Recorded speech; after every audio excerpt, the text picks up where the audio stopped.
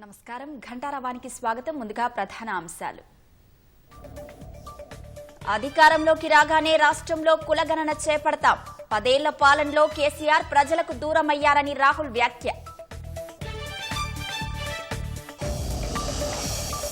పేదలు రైతుల సర్కారే ధ్యేయమన్న కాంగ్రెస్ అగ్రనేత. సింగరేణిని ప్రైవేటు పరం కాకుండా చూస్తామని రాహుల్ భరోసా. రాహుల్ ప్రియాంక వ్యాఖ్యలను తిప్పికొట్టిన భారాస. రాష్ట్రాన్ని విడగొట్టేలా మాట్లాడారంటూ నేతల ఆక్షేపణ.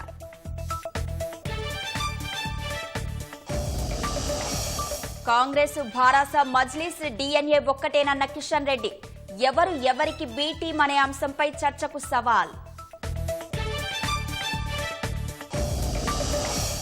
ఎన్నికల ప్రచారం ముమ్మరం చేసిన పార్టీలు, అభ్యర్థులు. క్షేత్రస్థాయిలో ప్రజలను కలుస్తూ హామీలు గుప్పిస్తున్న నేతలు.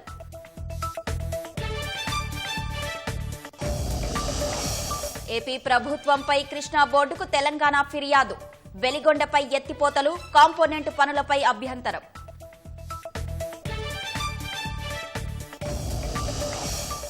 గాజా ప్రాంతానికి మానవతా సాయానికి మార్గం సుగమం. తమ దేశం మీదుగా పంపేందుకు ఈజిప్ట్ అంగీకారం.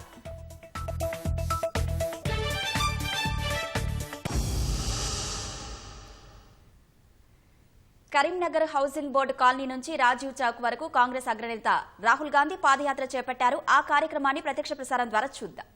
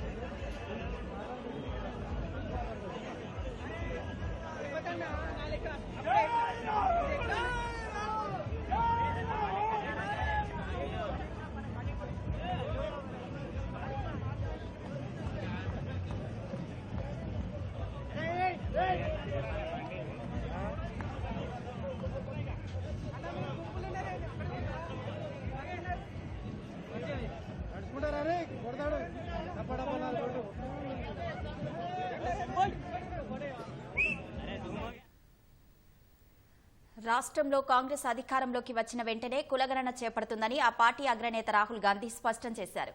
దేశానికి కులగణన ఎక్స్రే లాంటిదన్న రాహుల్ కేసీఆర్ కుటుంబం చేసిన అవినీతిని సైతం బట్టబయలు చేస్తామన్నారు. రెండో రోజు బస్సు యాత్రలో భాగంగా ఉమ్మడి కరీంనగర్ జిల్లాలో పర్యటించిన రాహుల్ పలు కార్నర్ మీటింగ్లు, పెద్దపల్లిలో బహిరంగ సభకు హాజరయ్యారు. తెలంగాణలో రాజుకు ప్రజలకు మధ్య పోరాటం జరుగుతుందన్న ఆయన కాంగ్రెస్ అధికారంలోకి రాబోతుందని ధీమా వ్యక్తం చేశారు. భారాసను గద్దెదించటమే లక్ష్యంగా తొలి నుంచి వ్యూహాత్మకంగా అడుగులు వేస్తున్న కాంగ్రెస్ పార్టీ ప్రచారంలోనూ దూకుడును ప్రదర్శిస్తోంది. నేతల మధ్య ఐక్యతే లక్ష్యంగా తొలి విడత బస్సు యాత్రకు శ్రీకారం చుట్టిన రాహుల్ గాంధీ భారాస సర్కారు వైఫల్యాల్ని ఎండగడుతూ కాంగ్రెస్ ప్రకటించిన 6 గ్యారంటీల్ని ప్రజల్లోకి తీసుకువెళుతున్నారు. ములుగు జిల్లా నుంచి చేపట్టిన రాహుల్ బస్సు యాత్ర రెండో రోజు భూపాలపల్లి నుంచి ప్రారంభమైంది. భూపాలపల్లి జెన్కో అతిథి గృహం నుంచి అంబేద్కర్ విగ్రహం వరకు పార్టీ నేతలు, కార్యకర్తలతో కలిసి రాహుల్ గాంధీ బైక్ ర్యాలీ నిర్వహించారు.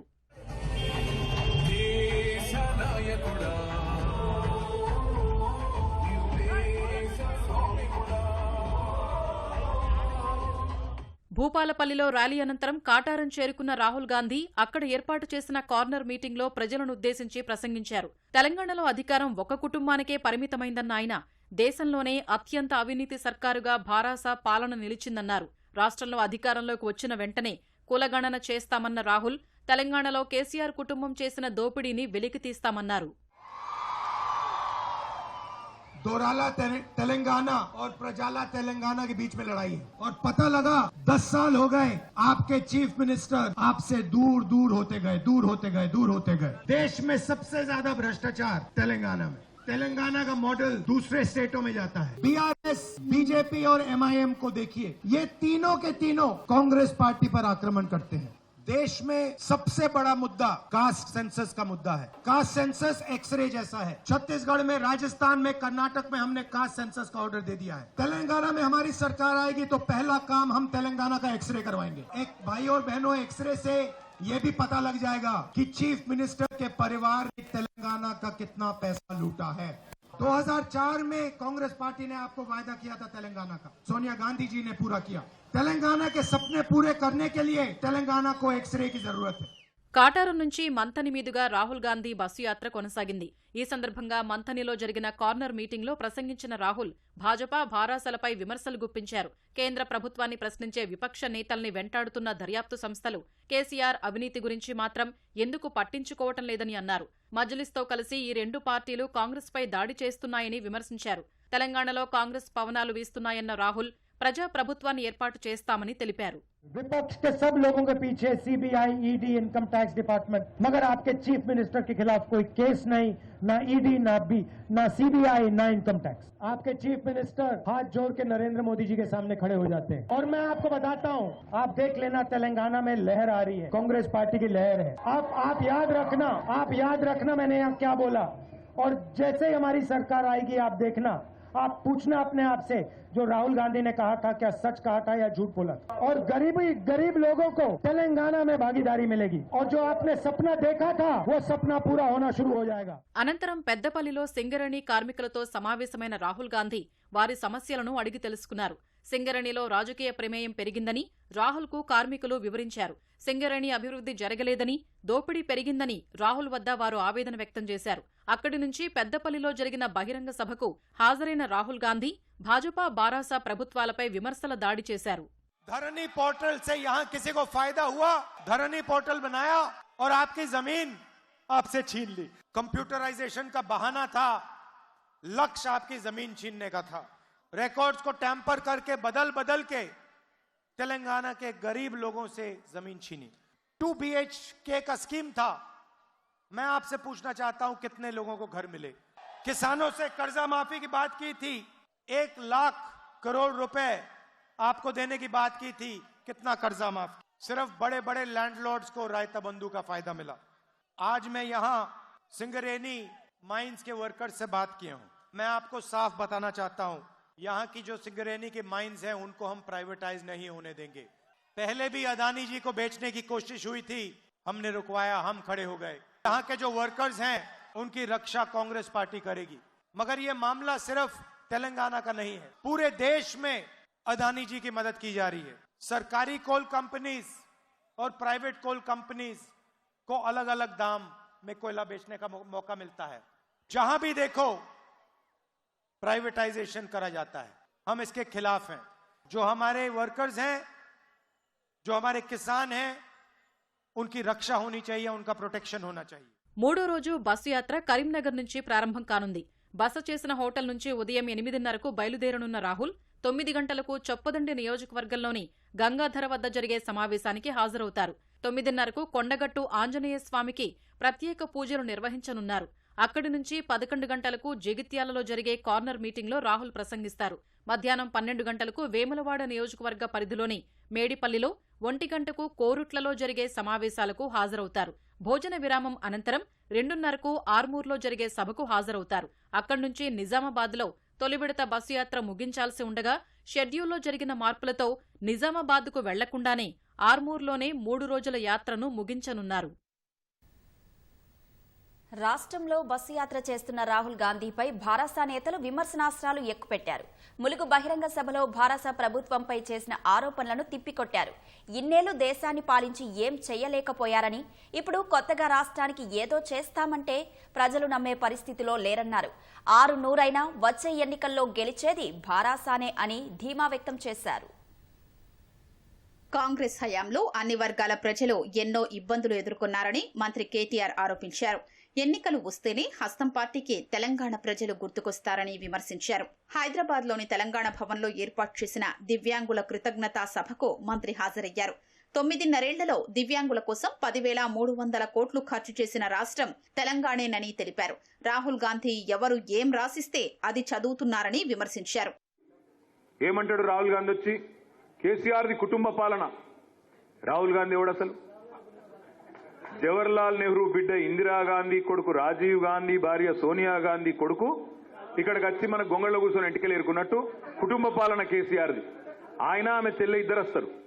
ప్రియాంక గాంధీ రాహుల్ గాంధీ ఒకటే వేదిక మీద నిలబడచ్చు, సోనియా గాంధీ అదే వేదిక మీద ఉండొచ్చు, ఇంకా అప్పుడప్పుడు చచ్చిపోయిన ఇందిరాగాంధీని, చచ్చిపోయిన రాజీవ్ గాంధీని, చచ్చిపోయిన నెహ్రూ గారిని అందరినీ యాద్ చేసుకోవచ్చు. కానీ కేసీఆర్ది మాత్రం కుటుంబ పాలన. ఏమంటాడు రాహుల్ గాంధీ వచ్చి, కేసీఆర్ మొత్తం కరప్షన్ లో గురికపోయింది, అవినీతిమయం అయిపోయింది ప్రభుత్వం అంటాడు. ఇప్పుడు రాహుల్ గాంధీతో బాధ ఏంటంటే ఆయన లీడర్ కాదు, రీడర్. ఏం రాసిస్తే చదువుతాడు ఆయన. పాపం ఆయనకేం తెలియదు, తెల్లకాయుధం ఆయనకేం తెలియదు, తెలుసుకునే ప్రయత్నం చేయడు. ఎవడన్నా ఏమన్నా రాసిస్తే కాంగ్రెస్ వాడు అదే బర్ర చదువుతాడు, ఎటుపడతాడు, మాట్లాడతాడు, పోతాడు. కేసీఆర్ అవినీతి పరుడు అంటాడు. రాహుల్ గాంధీ పక్కకి ఎవడున్నాడు? రేవంత్ రెడ్డి. అంతకంటే పెద్ద గజ దొంగ దేశంలో ఉన్నాడా? ఆయన ముంగట దావూద్ ఇబ్రాహీము, చార్ల శోభరాజు కూడా చిన్నోళ్ళు. రేవంత్ రెడ్డి ముంగట ఆనాడు ఓటుకు నోటు, ఇవాళ సీటుకు రేటు. వ్యవసాయ, పారిశ్రామిక రంగాల్లోని అభివృద్ధి రాహుల్ గాంధీకి ఎందుకు కనిపించడం లేదని మంత్రి నిరంజన్ రెడ్డి ధ్వజమెత్తారు. గణాంకాలు సేకరించి రాహుల్ గాంధీ మాట్లాడితే బాగుండేదన్నారు. పోడు సమస్య కాంగ్రెస్ పాలన పాపమేనన్న మంత్రి కేంద్రం తెచ్చిన రైతు చట్టాల్ని మొదట వ్యతిరేకించింది భారాస పార్టీనే అన్నారు. తెలంగాణ మీద ఇవాళ ప్రేమ ఓట్లు కావాలి మీకు. మరి తెలంగాణ రైతులందరూ కూడా ఒడ్లు పండించి కేంద్ర ప్రభుత్వం కొనని దుర్మార్గంగా రాజకీయ కక్షతో వ్యవహరించినప్పుడు మొత్తం రైతు ప్రతినిధులు, చట్టసభ సభ్యులు, మంత్రిమండలి, ముఖ్యమంత్రి వరుస క్రమంలో దశల వారీ ఆందోళన చేసి ఢిల్లీలో పోయి నిరసన దీక్ష కూడా చేసి మరి ఒక్కనాడు ఎందుకో రాహుల్ గాంధీ మాట్లాడలే పార్లమెంట్లో. కేంద్ర ప్రభుత్వాన్ని తెలంగాణ ప్రజల పక్షాన మేము కూడా ఉన్నాం, మద్దతు ఇస్తాం, కేంద్రం ఈ సమస్య పరిష్కారం చేయాలి, ఒడ్లు కొనాలని ఒకనాడు కూడా ఎందుకు అనలేదు. ఇవాళ రైతుల మీద సడన్గా ప్రేమ పుట్టుకొచ్చింది ఓట్ల కోసం. ఎందుకనలేదు మరి? నల్ల చట్టాల మీద ఎందుకో పార్లమెంట్లో మాట్లాడలేదు. వారి తెలంగాణ, వీరి తెలంగాణ అంటూ రాష్ట్రాన్ని విడగొట్టేలా మాట్లాడారంటూ రాహుల్ గాంధీని ఎమ్మెల్సీ కవిత విమర్శించారు. కాంగ్రెస్ అధికారంలోకి వస్తే రాష్ట్రంలో అంధకారం రాజ్యమేలుతుందని అన్నారు. రాహుల్ గాంధీ గారు మీరు వేరే రాష్ట్రాల్లో పర్యటిస్తున్నప్పుడు ఏ రాష్ట్రానికి ఆ రాష్ట్రానికి మీకు వచ్చేటటువంటి స్క్రిప్ట్ను మీరు ఒకసారి సరి చూసుకోవాలి. 1,00,000 కోట్ల లోపల ఉన్నటువంటి ప్రాజెక్టుల 1,00,000 కోట్ల అవినీతి ఎట్లా చేస్తారన్నది మీరు ఒక్కసారి ఆలోచన చేయాలి. మీరు మరీ ఎవరు పడితే వాళ్ళు రాసిచ్చింది ఎట్లా పడితే అట్లా చదివేసి ఇక్కడ ఓట్లు వస్తాయి అని అనుకుంటే మాత్రం అది మీ అమాయకత్వం అవుతుంది. కమిషన్ తీసుకుంటే చెరువులకు నీళ్లు రాకపోతుండే. మీ హయాంలో లాగా రైతుల కళ్ళకు కన్నీళ్లు వస్తుండే. ధరణిని తీసి బంగాళాఖాతంలో పడేస్తారట. మరి ధరణిని తీసి బంగాళాఖాతంలో పడేస్తే భూమికి హక్కుదారు ఎవరో ఎట్లా తెలవాలి? రైతు బంధు ఎట్లా రావాలి? రైతు బీమా ఎట్లా రావాలి? ఈ కాంగ్రెస్ పార్టీ పొరపాటున్నో గ్రహపాటున్నో గనక అధికారంలోకి వస్తే ధరణి మాత్రం గ్యారెంటీ గుల్లైతుంది. 24 గంటల కరెంట్ అన్నది వచ్చే సమస్యనే లేదు. ఇది సకల జనులు కలిసి సాధించుకున్న ప్రజా తెలంగాణ. ప్రజలందరం కలిసి మీ మీదనే కొట్లాడ తెచ్చుకున్నాం. ఈ రేపు జరగబోయే ఎలక్షన్ తెలంగాణ ద్రోహులకు, తెలంగాణ ప్రేమికులకు మధ్యలో జరిగేటటువంటి ఎలక్షన్ తప్పితే ఇంకోటి కాదు. ఇన్నేళ్లు దేశాన్ని కాంగ్రెస్ లేదా భాజపా మాత్రమే పాలించాయన్న మంత్రి శ్రీనివాస్ గౌడ్ దశాబ్దాలుగా అధికారంలో ఉన్న కాంగ్రెస్ దేశానికి ఏం చేసిందని ప్రశ్నించారు. భాజపా చెప్పినట్లే కాంగ్రెస్ నడుచుకుంటోందన్న ఆయన కేంద్రంలో బీసీ సంక్షేమ శాఖను ఎందుకు ఏర్పాటు చెయ్యలేదన్నారు. భారాస కాంగ్రెస్ కలిసి రాష్ట్ర ప్రజల్ని తప్పుదోవ పట్టిస్తున్నాయని భాజపా రాష్ట్ర అధ్యక్షుడు కిషన్ రెడ్డి ఆరోపించారు. ఎవరికి ఎవరు బి టీం అనే అంశంపై రాహుల్ గాంధీ చర్చకు రావాలని సవాలు విసిరారు. కాంగ్రెస్ లో భారాసను విలీనం చేస్తామని గతంలో కేసీఆర్ నిజం కాదా అని కిషన్ రెడ్డి ప్రశ్నించారు. బీజేపీ బి టీమేనో ఈ రెండు పార్టీలు ఒకటేనో పూర్తిగా రాహుల్ గాంధీ అబద్ధాలు మాట్లాడారు. కాంగ్రెస్ పార్టీకి చెందినటువంటి ఎమ్మెల్సీలందరూ whole legislature party including floor leader అందరు కూడా కట్టగట్టుకొని టీఆర్ఎస్ పార్టీలో మెర్జీ చేశారు. రాహుల్ గాంధీ గుర్తుపెట్టుకో, మీ ఎమ్మెల్సీలు ఒక్కడు కూడా మిగలలే, అందరూ పోయి మెర్జీ చేసుకున్నారు. ఎవరికి ఓటేస్తే ఎవరికి బి టీము? మీ పార్టీ ఓటేస్తే కేసీఆర్ కు బీఆర్ఎస్ కు బి టీం అవుతారు తప్ప బీజేపీ ఎప్పుడు కూడా చరిత్రలో మేమెప్పుడు కూడా టీఆర్ఎస్ తో కలిసి పనిచేయలేదు. ఎవరి ప్రభుత్వంలో మా ప్రభుత్వంలో వాళ్ళు కానీ వాళ్ళ ప్రభుత్వంలో మేము కానీ ఎప్పుడు కలిసి ఉండలేదు. మా ఎమ్మెల్యేలు ఎవరు కూడా రాజీనామా చేసి బీజేపీతో గెలిచినటువంటి వాళ్ళు మీ పార్టీ లాగా మీరు బీటింగ్ కాబట్టి మీరు చేరారు, మేము ఎప్పుడు చేరలే. అన్ని విషయాలలో మధ్యవర్తిగా మజ్లిస్ పార్టీని పెట్టుకొని టీఆర్ఎస్ వ్యతిరేక ఓటు బీజేపీకి రాకూడదని తెలంగాణ ప్రజలలో ఒక కన్ఫ్యూజన్ సృష్టిస్తూ ఈ మూడు పార్టీలు కలిసి ఆడుతున్నటువంటి నాటకంలో ఈరోజు తెలంగాణ రాజకీయాలు ఒక వేదికగా జరిగాయి. పార్టీల అగ్రనేతలు సభలతో జనాల్లోకి వెళ్తుంటే అభ్యర్థులు క్షేత్రస్థాయిలో ప్రచార హోరు పెంచారు. ఎన్నికలు సమీపిస్తున్న వేళ నాయకులు కార్యకర్తలు ప్రచార రథాలతో జనాల్లోకి వెళ్తున్నారు. నాయకులు విస్తృతంగా జనాల్లోకి వెళ్లి తాము అధికారంలోకి వస్తే అభివృద్ధి చేస్తామంటూ ప్రజలకు వివరిస్తున్నారు. హైదరాబాద్లో భారాస ఎన్నికల ప్రచారం జోరుగా సాగుతోంది. ప్రజా ఆశీర్వాద సభలతో భారాస అగ్రనేతలు జనాల్లోకి వెళుతుంటే అభ్యర్థులు సైతం గడప గడపకు ప్రచారాలు నిర్వహిస్తున్నారు. కేసీఆర్ బీఫామ్ ఇవ్వడంతో ఖైరతాబాద్ ఎమ్మెల్యే దానం నాగేందర్ వాడవాడకు తిరుగుతూ మేనిఫెస్టోలో అంశాలు జనాలకు వివరిస్తున్నారు. భారాస హ్యాట్రిక్ విజయం సాధిస్తుందని, అంబర్పేట్లో మరోసారి గులాబీ జెండా ఎగరడం ఖాయమని ఎమ్మెల్యే కాలేరు వెంకటేష్ ధీమా వ్యక్తం చేస్తున్నారు. బాగంబర్పేట్లోని రహత్ నగర్, వినాయక్ నగర్లలో పార్టీ కార్యకర్తలతో కలిసి విస్తృతంగా ప్రచారం నిర్వహించారు. సికింద్రాబాద్, సనత్ నగర్ నియోజకవర్గ పరిధిలోని పలు ప్రాంతాల్లో మంత్రి తలసాని శ్రీనివాస్ యాదవ్ పాదయాత్ర నిర్వహించారు. గడప గడపకు వెళుతూ ఎన్నికల ప్రచారం చేశారు. ఆదిలాబాద్ జిల్లా మామడ మండలం వాస్తవపూర్ గ్రామానికి వచ్చిన మంత్రి ఇంద్రకరణ్ రెడ్డికి పార్టీ శ్రేణుల నుంచి అపూర్వ స్వాగతం లభించింది.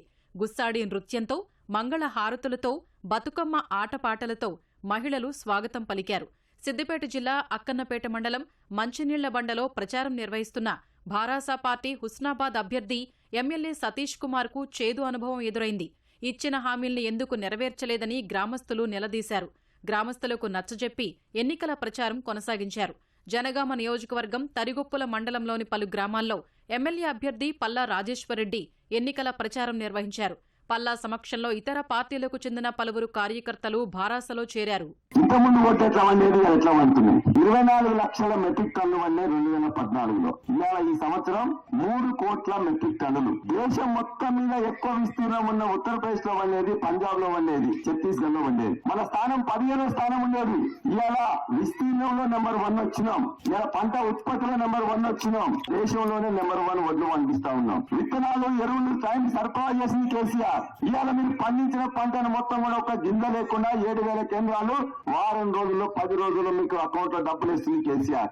జగిత్యాలలో ఎమ్మెల్సీ జీవన్ రెడ్డి ఇంటింటికి తిరుగుతూ 6 గ్యారంటీల్ని ప్రజలకు వివరిస్తూ ప్రచారం సాగించారు. రాష్ట్రంలో ముదిరాజులకు ఒక్క స్థానాన్ని ప్రకటించకపోవడం సిగ్గుచేటని సిద్దిపేట జిల్లా దుబ్బాక ఎమ్మెల్యే రఘునందన్ రావు అన్నారు. దుబ్బాకలో ఇంటింటి ప్రచారం నిర్వహించిన ఆయన కేసీఆర్ ను తీవ్రంగా విమర్శించారు. కూడా పువ్వు పెట్టదు అన్నట్టు ఊర్లో ఏమన్నా సమస్య ఉంటే మా దృష్టికి వస్తే ఖచ్చితంగా సమస్యను పరిష్కారం చేసేందుకు ప్రయత్నం చేసినాం. ఊర్లో చిన్న సమస్య అయినా పెద్ద సమస్య అయినా ఈ పార్టీ ఆ పార్టీ అని ఏం చూడకుండా ఏ పార్టీ వల్ల అయినప్పటికీ కూడా గ్రామ అభివృద్ధి లక్ష్యంగా పనిచేసినాం తప్ప వీళ్ళు బీఆర్ఎస్ వాళ్ళు కాంగ్రెస్ వాళ్ళు అడిగితే ఎందుకు చేయాలి, వీళ్ళు అడిగితే ఎందుకు చేయాలని చెప్పి ఎప్పుడు ఆపలేదు. సిద్దిపేటలో మాట చెప్పిండు కేసీఆర్. నాకు నవ్వాలనో ఏడవాలని అర్థం కాలేదు. ఆయన చిన్నగా ఉన్నప్పుడు అంట వాళ్ళ అమ్మకు ఆరోగ్యం బాగలేకపోతే ఓ ముదిరాజు తల్లి ఆయనకు పాలిచ్చి పెంచిందంట. అడగాలే ఊర్లలో ఉన్న మా ముదిరాజు సోదరులు తల్లి పాలు తాగి రొమ్ము గుద్దినట్టు ఒక్క ముదిరాజు కూడా సీటీఎల్ఏ చంద్రశేఖరరావు. మీ ఆశీస్సులతోటి గెలిచిన నేను అసెంబ్లీలో ఎప్పుడు మోకా దొరికినా మా నియోజకవర్గానికి దుబ్బాకకు రావాల్సిన పైసల కోసం కొట్లాడినాం, పైసలు తెచ్చినాం. ఆఖరికి నా సొంత నిధులతోటి మీ ఊర్లో ఇంత చిన్న గ్రామం అని చూడకుండా ఇక్కడ ఒక హైమాస్ లైట్ ని కూడా ఏర్పాటు చేసినాం. కాంగ్రెస్ నేత కొండా సురేఖకు ప్రమాదం తప్పింది. భూపాలపల్లి జిల్లా కాటారం వద్ద రాహుల్ గాంధీకి స్వాగతం పలుకుతూ నిర్వహించిన ద్విచక్ర వాహన ప్రదర్శనలో పాల్గొని సురేఖ గాయాల పాలయ్యారు. సురేఖ నడుపుతున్న బైక్ ను మరొకరు ఢీకొట్టడంతో ఆమె కింద పడిపోయారు. ఆమె తలకు, చేతికి, కాలికి గాయాలయ్యాయి. వెంటనే కొండా సురేఖను హన్మకొండలోని ఓ ప్రైవేటు ఆసుపత్రికి తరలించి చికిత్స అందించారు. విషయం తెలుసుకుని ఆమె కుమార్తె, ఇతర కుటుంబ సభ్యులు కన్నీటి పర్యంతమయ్యారు. ఎవరూ ఆందోళన చెందవద్దని, 2 రోజుల్లో ప్రచారంలో పాల్గొంటారని కొండా సురేఖ తెలిపారు.